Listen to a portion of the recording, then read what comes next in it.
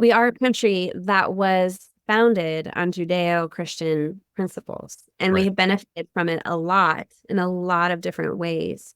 And we're shooting ourselves in the foot, I think, by freaking out over statements like that. There is something about a childless person that, especially, and I'm speaking especially of the ones that are childless by choice, they've either rejected relationships or devoted themselves to their career, or, dealt with things medically so that they don't have the risk of getting pregnant.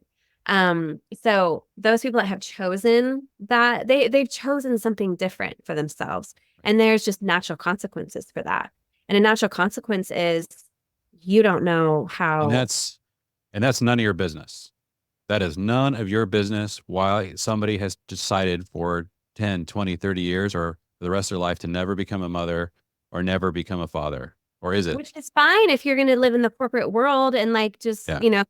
drive your nice car and go into your big garage and your big house, and that's fine. But if you're running for a public office where you want the public to vote for you, you better believe it's my business. Yeah. And I am not going to respect someone who doesn't have children, who's never raised a child before, as much as I would someone who has. Right. That's a variable that is important to It's to understand, be and at the considered. very least, like explain why. Because Yes.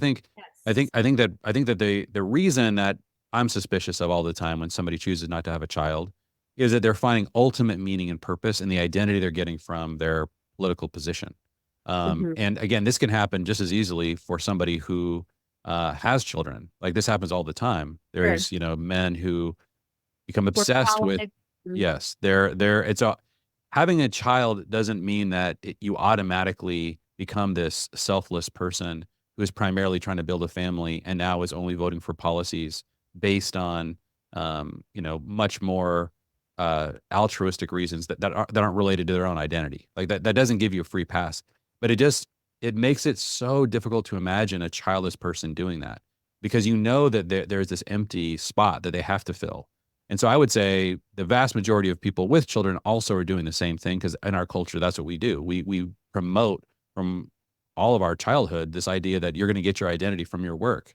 And so, but every once in a while, I'll notice somebody in the political world that looks like they might be putting they might already have a very solid identity within themselves, and they actually are trying to serve the country Mhm. through taking very difficult stances that they think are in the best interest of the long-term future. It is so rare to Yes. to sense that in the political realm.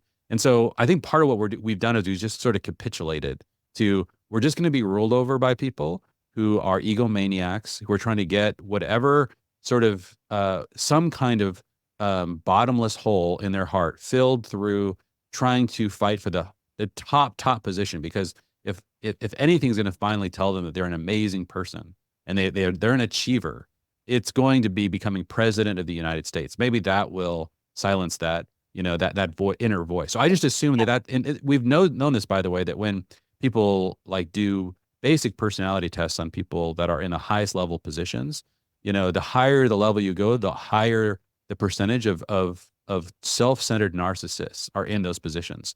Mhm.